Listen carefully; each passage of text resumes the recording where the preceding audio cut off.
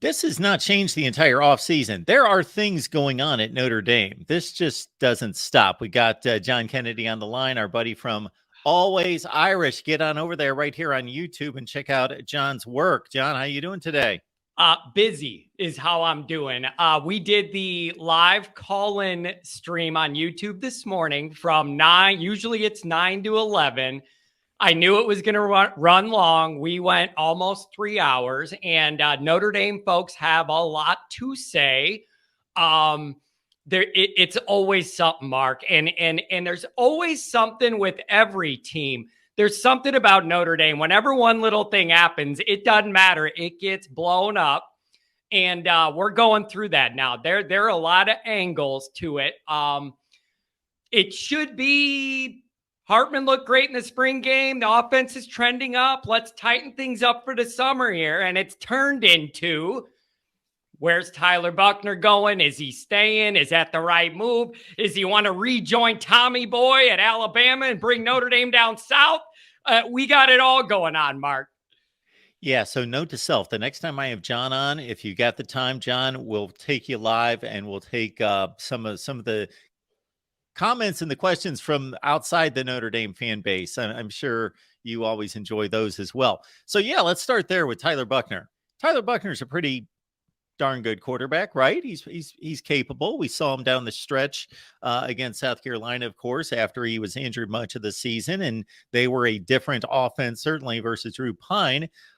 So this is telling me, number one, that Sam Hartman is definitely taking the reins as the guy, but also, and so a lot of people have dismissed it. I've actually seen these comments made on Twitter like, it doesn't matter, Sam Hartman's a quarterback. Well, these guys tend to get hurt. It's a collision sport. So you may want a good guy in the backup role. And I understand Tyler Buchner is in the transfer portal, but there is some talk that he may not necessarily follow through with it. But the logic here makes no sense, Mark. People saying, who cares? Hartman's the quarterback, talking about Buchner as if he wasn't going to be the quarterback last year and was hurt all year. So that logic right there makes no sense because we just existed in this nightmare with Buchner last year. So that is, first, totally illogical. Let's go back, Mark.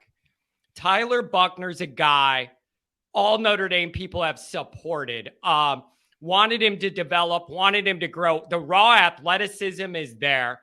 He is the perfect Notre Dame quarterback fit guy, well-spoken, smart kid, represents the university beautiful. He does all of that. The issue is he's had either bad luck or bad health, or bad health and bad luck his entire, since the end of high school, Mark. He moved to play better competition before coming to Notre Dame, COVID year. He lost a year to an ACL. Then he had a COVID year. Then you're redshirting. Then they bring in Cone, the transfer that started over him. Then it was going to be his year last year, and he was hurt all year. Then he was healthy, and this was going to be the year. And then Notre Dame pops into the portal and ends up with the hottest quarterback name in the portal this year. That was your dynamic leading into spring. Here's where this started getting messed up and messy, Mark. You know how these coaches run spring ball. They don't want you to see much. They have these little windows for media to get in there just to beat guys. They'll put out a clip or two of a good play. They don't want John Q. Public or John M. Kennedy to see everything going on. Things started leaking out, Mark. Oh, it looks like Buchner's ahead of Hartman, and maybe Hartman's struggling to get the new playbook and learn his new guys and all that. So then you started getting Notre Dame media that was in the practices kind of saying, this isn't a slam dunk. Buchner looks better than him a lot of these practice windows when we're in the building. So that was the tone all spring without everybody being able to see what's going on. So you add that dynamic of people saying, you would only bring Hartman in here if you wanted him to earn the starting job. Not that you just hand it to him, but you don't bring Hartman in here unless you want him to win that job, okay? So you had that, And then all this information of Buchner's might be out playing them through these spring practices. So then that all culminates last Saturday. The beautiful South Bend weather we experienced, sunshine, rain, sleet, snow, we had it all, didn't bother me. It all culminated there. Were we going to see these two guys battle it out, throw by throw, whatever? And it ended up Hartman looked great. Just efficient, effective, in rhythm, with it, like way more than I would expect out of a spring game performance. From almost anybody. He ran it very efficiently. Buchner struggled. It was a struggle. Now they divide up the team. So the offensive line, one may have been better protection than the other. We know that. But there was no doubt leaving Notre Dame Stadium Saturday, you got your number one guy. And even in the midst of those conflicting reports, anybody who saw that knew this is a guy controlling that offense. That's a maestro. Sixth-year guy. That's the stability Notre Dame has been lacking and has needed, okay? So that's the dynamic. And then the question was, now what? Now what? And then we were all waiting, now what? And the now what is Buchner's in the portal. And now nobody knows whether that's good or bad or what. And what does that mean for next year? And so now it's just messy. If Hartman's the guy and he's healthy next year, okay. But if you have an injury, now we're in the same deja vu nightmare as last year. So that's messing with people. Yeah. You don't have to sell me on Hartman. He's impressed me ever since he stepped on the field at Wake Forest. I've been tracking his career, watching a lot of Sam Hartman, much more than I had ever watched Wake Forest before. So you mentioned, John, that you just took calls for 3 hours, and you mentioned where people's mindset is. Well, you can certainly tell us the crazy stories about the people on opposite ends of the spectrum and where their minds are. But if you take the collective fan base, where are most people on the Notre Dame ledger? I think most people realize Hartman's the guy. They want Hartman to be the guy because it is the best move for next year's team to be competitive, okay? I think people are getting that, but there's so much Notre Dame respect and attachment to Buchner for all his struggles and sticking it out, being a great kid, that it just pulls on us that you wanted that all to work out in the romantic Notre Dame story, and the quarterback comes through and it all works out. And it just seems like that might not be the case. And then now you're getting into these discussions of some of these guys are coming and going. Does that mean Freeman's doing a good job or a bad job? Is he flipping that roster more to fit his image and knows what he wants to do? Or a few guys in the portal, is that a sign that maybe they don't like what's going on? So now you have that discussion in there. And I just think it's a scenario where you can understand where everybody in this mix is coming from. And it's not really something where you're at fault or you're at fault. It's just, this is a complicated instance, and there's some uncomfortable conversations and decisions to be made. And everybody's just kind of conflicted on it. And a part of it is what's going to happen if Hartman gets hurt? You don't have Buchner. It's hard, Mark. And who am I, Mr. Notre Dame guy in his basement, to say, Buchner, don't leave. We love you, but only as the backup. Like how picky do I get to cry about not wanting him to leave, but I also don't want him to start? Do I get to be that picky in the modern era college ball where if a guy thinks he should get the job and done, he could go, the heck with this, I'm out of here. I just don't know if I get to be that picky to want all that. Well, we are in an environment in modern day college football where if the coach strategizes extremely effectively, plus he gets a little lucky, then he gets that succession of, he's got the guy that's in play. He's the established and the number one guy. The second guy is a development guy, but he's a high talent guy, but he knows that it's okay. I got to wait a year, but then I'm going to be ready. And you follow this line of procession, but it's impossible to strategize your recruiting that well because there's no way to avoid these kind of situations. They're happening all over the country quarterbacks running into each other, and therefore it's the only position where you only can play one guy. So if it's not going to be you, they're looking to go somewhere else, of course. Yeah. And you know what? Here's one thing I will say, Mark. Of all the comments I've gotten from all the stuff I've done since this news broke, nobody's really saying, you know what, this is bad of Buchner. Everybody's pretty understanding of his frustrations. Like I'm seeing more. He's been really loyal to Notre Dame. Like wherever he ends up, we want him to do well type of deal. Kind of how I ended up with Tommy Rees. Getting out of the shadow of the dome might be good for you.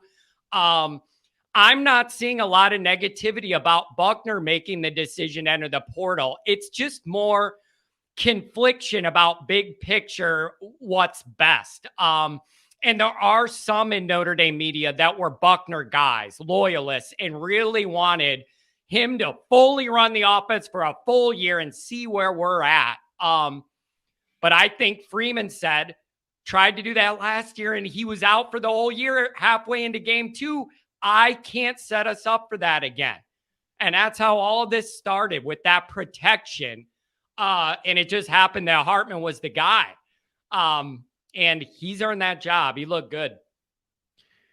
Now, of course, the spring game gets blown out of proportion, but if people realize what it is, it's important because it's our one time to see the team, but it can't be taken out of context. There were 14 other sessions that are just as important, and some of them, to some extent, might be a little bit important because you're able to run your offense and do some different things that you don't want to show your opponents. So you do that behind closed doors. But if you put it all together based on what you heard, what you saw, and then put together last Saturday, you know, where are the high points and the low points for this football team and trying to get better toward August? Yeah, it's just really tricky. And here's the thing. The spring game's rough because they divided up the teams. They do these drafts. So you get a receiver, you get a receiver. It's not a dynamic where at Blue and Gold, I was watching all the number ones running with Hartman against the number one defense and then switching the quarterbacks with the same setup. That right there does throw a monkey wrench in how you're looking at it because how those teams are divided up. I know late last week, Notre Dame did have a full one-on-one scrimmage, but nobody saw it. Like that wasn't the Blue and Gold game. That was them behind closed doors. So that would be very informative. And when you're looking at the reports you heard, and then you look at what you saw Saturday in person, here's where I fall on that. If it looked close, anywhere close, and I'm not even talking about like how many passes you completed, but just like rhythm of the offense, control of what's going on, looking like you're the guy running a smooth ship, none of that stuff looked even close. If I left that game Saturday and said, man, both those guys look really good, this is going to be a real battle in August, then I would have a different position. It was not even close. It looked like a year 6 guy who knew what the heck was going on and a younger guy still trying to find consistency, comfort, rhythm, and all that because Buchner just hasn't had the reps. He's just either been hurt or behind a transfer. He doesn't have the reps, and it showed. And that stability with the high-end ceiling that Hartman provides that's what Notre Dame needs right now. That's what they needed the last few years and haven't had. That's it. That model of I know what I'm going to get, and this guy's going to control the operation. That's what Notre Dame has needed and has not had. Hartman offers it. It just means Buchner might want to go play, and I can't blame a guy for that. So, John, if we apply that same approach to the rest of the team, both sides of the football, as I mentioned, the spring game is what it is. Put that together with other clips you've seen, other, beat writer notes, all of it to try to put together a full picture for all these positional units going toward August. Where are the highs and lows in regards to how you feel about this team? Man, this is going to blow your mind, Mark. I can't even believe I'm at this point that I'm going to say this. All these years, Notre Dame burned down in 2016 with that 4-8 bottoming out. Kelly realized he had to make a bunch of changes. And from 17 on, the defense has been the absolute heart and engine of this entire operation. Notre Dame has not gotten over the hump. The only reason they've been close has been a really top-notch defense. Not the most elite athletes, but like ultimate bend but don't break, keep you in every game type defense. And then leaning on the run game and the tight ends. That's been Notre Dame's existence. But that defense has been the backbone. I'm at a position now where I'm saying I think the offense might actually carry the team next year. And I have more questions of what's going on defense than I do on offense right now. And that is a little bizarre for me to say. But that offense is truly trending up, Mark. The two areas Notre Dame was most deficient entering last year due to ineffective recruiting and development of the previous regime and what was left. Quarterback room, disaster nightmare. Wide receiver room, you and I could have played last year, Mark. It was that rough as far as bodies that were healthy and could do anything, all right? Awful spots. In one calendar year, both of those have been flipped really good. Chancey Stuckey, the wide receiver coach, it hurts me. The NFL was already after him after this year. They're going to be after him. He has done a magnificent job recruiting and developing that wide receiver room in one calendar year. That guy has done an amazing job. And up until Buchner made this decision, the quarterback room looked great too, because behind Hartman and Buchner, you have Kenny Minchie, who Notre Dame kind of stole kind of late in the recruiting process. Feel pretty good about him. And then I don't mean this in the way it's going to come out, but that shiny new car that's heading our way in 2024 in the name of CJ Carr, people are real excited about what he could be. So those two areas have been upgraded massively in the last year. We feel good about the O-line. The running back room is one of the best in the country. They are diverse, and they have a lot of guys that could do a lot for you. Notre Dame's tight ends, they're going to take care of themselves. They're at that level. I feel great about that offense. Flip it to defense, and now I'm a little nervous. 4 out of the 6 top tacklers on the front end of that D are out. Over half of the sacks are out. Notre Dame's secondary has been a concern my entire existence. There's never been a time John's been alive he wasn't worried about Notre Dame's secondary. Benjamin Morrison, true sophomore NFL guy as long as the day is. But I need 2 or 3 of him and a couple safeties that back him up. So defensively, there's actually more questions than there is on offense right now. The 2 Als, Al Golden and Al Washington, they got to step it up. This is the year of the Als, and it just can't drop off enough that I ever get on a show and go, the defense let us down and it's why we lost. Like it just can't be that. So it could be fine, but when I have all these unknowns, I got to worry about you till I know you're not an unknown and I can rely on what I'm going to get. But with so much new, that is wait and see. But if the offense takes off, even if they don't score more points, but keep the ball longer, that helps. You know, every minute they're not on the field, that helps. If you end up scoring another 7 points a game because of Hartman, that gives that defense some leeway.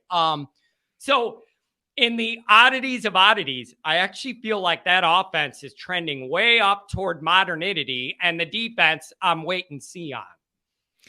So because of all that uncertainty and all those questions may make my next question a little bit null and void. And certainly this is not a development program. So this is not like talking about Kansas State or Minnesota where you would say, okay, we got a good group of seniors. The schedule's light this year. We're trending up. We look, this is the year to make the push. Okay. This is more of a developmental year. We don't quite have the senior class. Those sorts of things. That's not the way Notre Dame approaches this, No. Nor should they. It should be gunning for a national championship every year. However, there are obviously years in which you feel better about the way things are setting up for a number of reasons, and then years that you think, okay, we're going to take our best shot, but I'm not expecting necessarily this to be the year. So which one of those are you more Yeah. inclined to say? I mean, you ask a great question because I think the reality is going to be a cop out kind of right in the middle is where I see this operation right now. Mark, you want to know something I take heat on every time I do a live show and the commenters nail me for every time Mark, nobody wants to hear this from me. Certain things come up about this roster and the possibilities and whatever. And depending on what it is, sometimes I feel obligated to bring up that the reason we're in a tricky position now is because of some of what happened before, meaning bad recruiting and development. And then down the pipeline, you got to pay the piper 2 years later and it falls in my boy Marcus's lap. Okay. But when I bring that up, you know how it goes. John, you don't like Kelly. You're carrying water for your boy. This is ridiculous. Kelly's gone. It has nothing to do with him. Buddy, we had like no wide receivers in a whole recruiting class when Kelly was here. You got to pay a bill for that later. And it doesn't come the year you sign that class. It comes 1 or 2 years later when that class matures and there's no bodies, right? So I struggle with that, with the reshaping of this roster. I believe there's more work to be done than a lot of Notre Dame people want to admit to get to the level of like playoff game winning type stuff. There's some more work to be done there than a lot of Notre Dame folks want to admit. And I take crap for it every day for bringing that up. But for next year, tough schedule. You know, the big three, Ohio State, USC, Clemson, rebuilt offensively. Clemson, by the way. And that one's at Death Valley. That'll be interesting. Tough schedule. Here's where I fall on this. Anything under 10-2, the natives are going to get real restless. And I know that's tough schedule. Anything lower than 10-2, this is going to get ugly. Meaning you win one of the big three at least and hold serve throughout, or you get tripped up somewhere and you got to win 2 out of 3 against the big three to hit that 10-2 mark. So you think that's kind of par for the course, and then you're going to have a split fan base where some people are going to be like 10-2, great year, great progress, took a step forward. Some people are going to be like, we shouldn't be losing to Clemson and Ohio State or whoever it turns out to be. Yeah. Kind of deal. Yeah. Yeah. You're in kind of a unique pivot year here. You know, year one for Marcus, you're going off feel and it's all a whirlwind and you're doing the best you can. You're learning all the dynamics. And then I look at year 2 as a key pivot year to kind of make your adjustments and take a look at what you did off instinct year 1 and what you could tweak and adjust and make those calibrations in that year 2. And then historically for Notre Dame, a lot of our coaches that end up accomplishing a lot, year 3 is a huge year for them. And so you have that on track, and that year 3 lines up with the new playoff setup. It's a big year for Marcus to keep this thing kind of going here.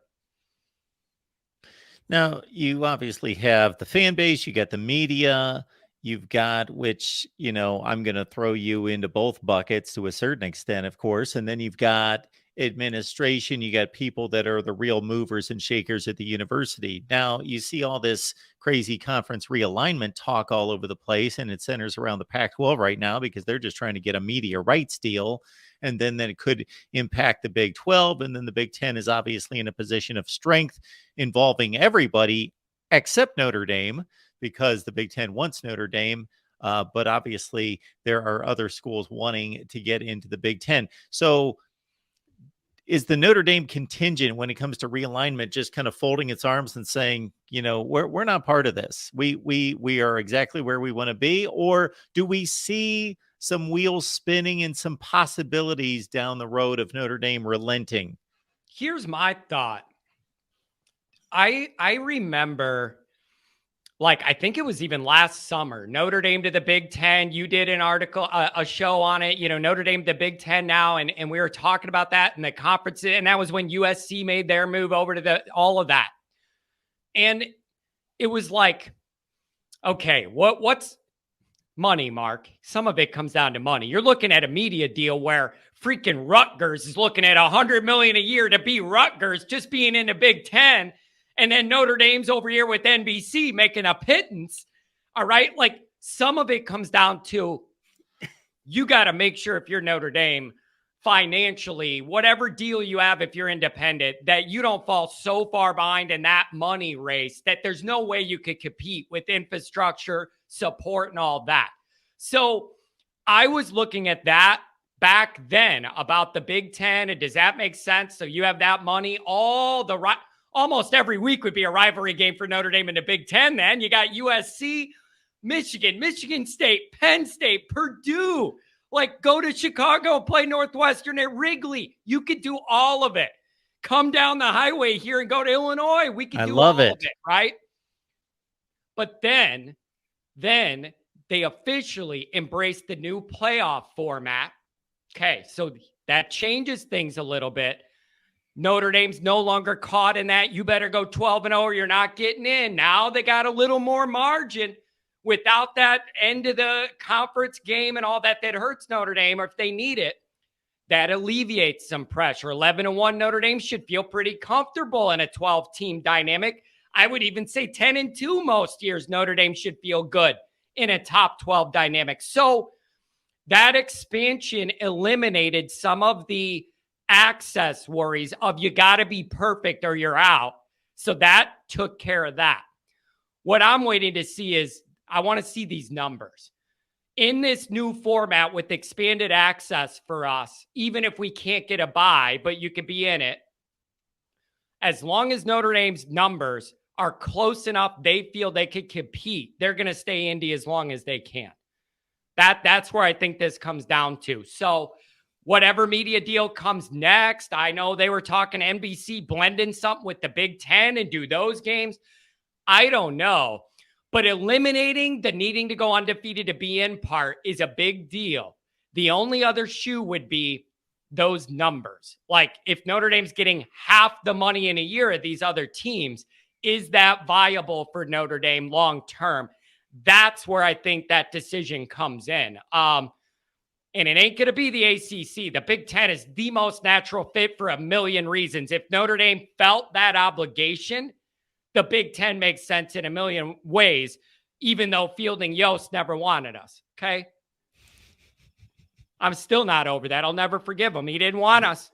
If the Notre Dame Fighting Irish do join the Big Ten, there's going to have to be some kind of exorcism, some kind of ceremony that's pronounced at that point. Yeah, I just don't see. I know that the contract's in play with the ACC, but I just don't see as a official contractual member of a conference Notre Dame football messing around with the likes of Duke and Georgia Tech and Virginia every week. It's just doesn't seem like it's enough weight for them. And of course, the ACC is running into its own issues.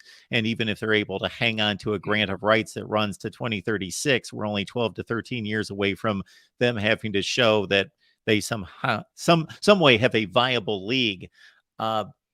When I look at the NBC deal, John, the way it strikes me is that looks like another nudge to Notre Dame to join a conference in this way. Part of Notre Dame's independence during this television era has been that they own a network all to themselves. Everybody else is running around playing games, overlapping each other on ESPN, ESPN2, ABC, Fox, and all these other FS1 and all over the place. NBC's all Notre Dame. Now we've got a situation where they got to share Saturdays with the Big Ten.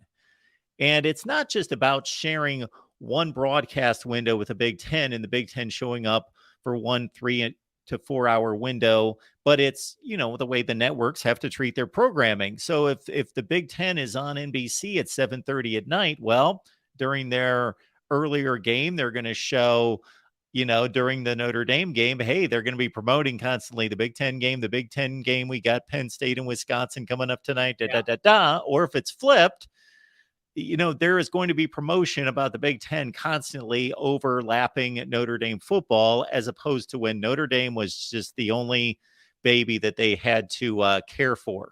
Yeah, but you know what, Mark? I don't think they care for that baby very well. Notre Dame fans are down on NBC anyways. I feel like NBC's looking at the big money picture that you're discussing.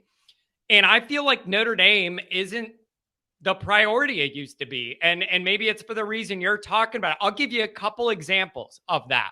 One would be one actual home game a year. You can't even watch on NBC. You got to have the Peacock app. So if you're a Notre Dame fan, loyal, you pay all this money to have your TV deal. If it doesn't include that dumb app to watch the UNLV game, you can't even watch an actual Notre Dame. Every game's not on TV anymore.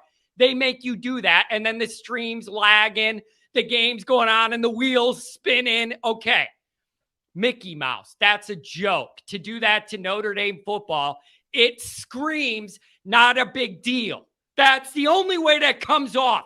Not a big deal to us. Go on this crappy app that's delayed and the wheels spinning and all this stuff.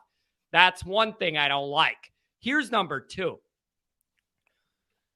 I liked when the Notre Dame booth had gravitas. When they did that NBC intro and came in that stadium, and you got Mike Tirico, one of the best to do this, respected by everybody across sports, and you got Mike Tirico talking about this game.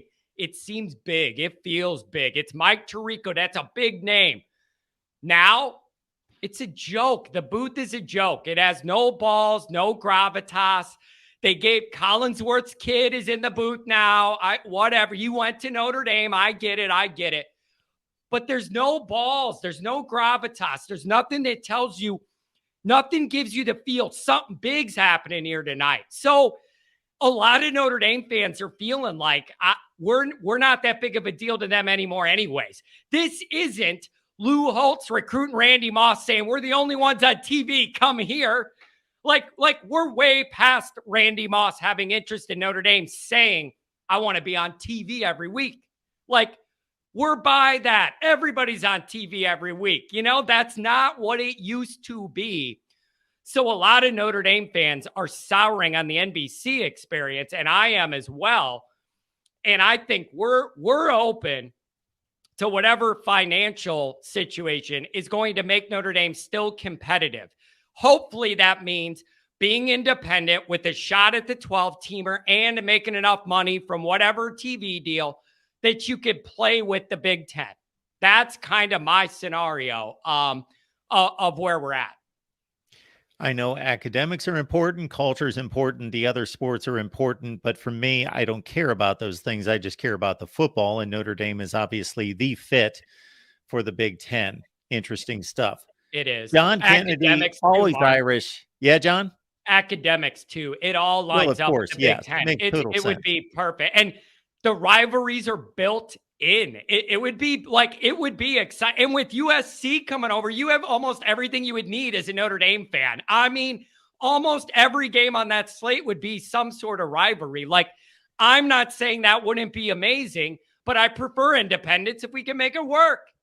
It's one of those things that you can't explain to the person that doesn't get it, and to the people that do get it, you don't need to explain. Notre Dame just fits in the Big Ten. It just fits in the Big Ten. Yeah. John Kennedy, always Irish. Get on over there. It's right here on YouTube. Check out John's work. It's always a fun time with John. And John